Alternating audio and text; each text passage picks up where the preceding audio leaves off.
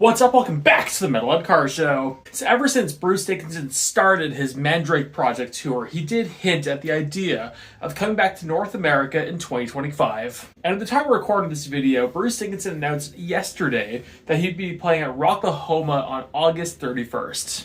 Now, knowing that he'd be in Sao Paulo on September 7th, I didn't really expect much to be coming out of this, to be completely honest. Like, I knew there'd be more shows. I figured there may be a Canadian show popping up, but I honestly didn't figure that much would be happening. But today, he announced to be playing at the Louder Than Life Festival on September 21st.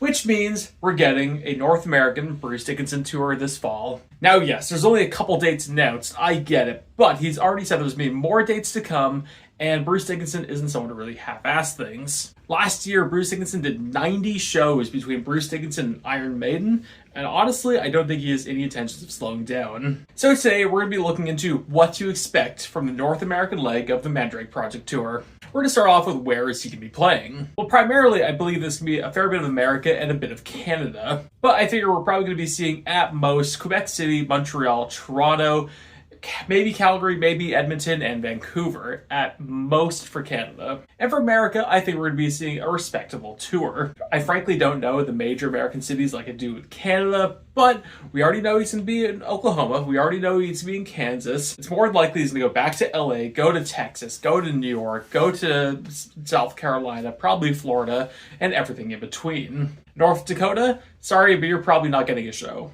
And I expect all that to be announced within the next coming weeks, or at least within the next 2 months. Frankly, I thought this tour was being announced while the Run for Your Lives tour is happening, but I am not upset that it's a little bit early. Next up, we're going to be talking about the lineup itself. Now, I expect zero changes from this lineup. They seem to be having a good time on stage. Everyone seems to work together really well, so I don't think that's going to change. Also, I heard there might be a little bit of bullshit between Bruce and Roy Z right now, so even for the South American dates that are also likely to be popping up in the foreseeable future, I do not expect him to be a part of it. And of course, I'm going to talk about the set list. Now, this is still the Mandrake Project Tour, so the set list probably won't change that much. The key word is that much. I think it is going to change a little bit. Now, my reasoning on that is, despite this is still the Mandrake Project Tour, it is still the same thing as what he was touring on last year.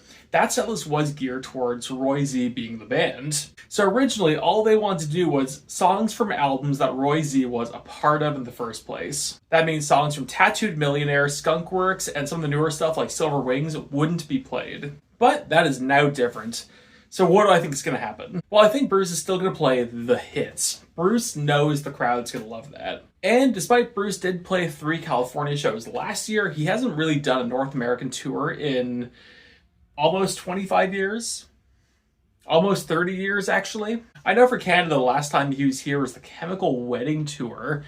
So it's been a while. So we're going to hear the hits. We're going to hear a handful of new songs. I think we're still going to get Afterglow of Ragnarok. We're still going to get Rain on the Grave. We're probably still going to get Resurrection Man. And after that, maybe he'll pull something else out. Maybe he won't. We'll see. If he wants to play Eternity Has Failed, that'd be just dandy with me. After that, like I said, it'll be the hits. We know he's going to play Tears of a Dragon. We know he's going to play Chemical Wedding. We know he's going to play The Tower. He's been pretty big on The Tower this past tour, especially the closing song for the set list. The big question for me is he going to go look at Skunkworks and Tattooed Millionaire? Personally, I'd actually love to hear the song Tattooed Millionaire. It's not everyone's favorite, but it would be a lot of fun to hear live. As for Skunkworks, personally, I haven't really dived into the album that much, and for what I have heard, I don't love it. So if you love Skunkworks, let me know in the comments what Skunkworks songs you'd like to hear in the set list. But the other question a lot of people are going to be having is he going to play any Iron Maiden songs? Frankly, I don't think he will. Frankly, I think that's for 2 reasons. One of them being the Run for Your Lives tour. The Run for Your Lives tour, as you likely know, is going to be Iron Maiden's 50th anniversary, focusing on Iron Maiden to Fear the Dark. And despite I do think there's going to be some weirdos in there, they're going to be looking at the hits, especially after not playing that many of the hits in the Future Past tour. So I think that's going to give a lot of Maiden fans their fix for Maiden songs from Bruce this year. And if you want to look at songs like Bring Your Daughter to the Slaughter, which is Bruce's song, it might actually be getting played this year on the Run for Your Lives tour. So personally, I don't think we're going to be seeing any Maiden songs in the set list at all. As for hearing Samson songs, Yeah, I doubt it as well. But you know what? That's not a bad thing. Bruce's material is solid. So seeing Bruce go out and play his own material on his own tour is going to be a great show. Well, I'm going to wrap up here. I'm not going to make this a long video. We're going to post more when we know more, or maybe we'll wait till the tour is actually announced so we can stop speculating and say the facts. But I want to know, what do you think?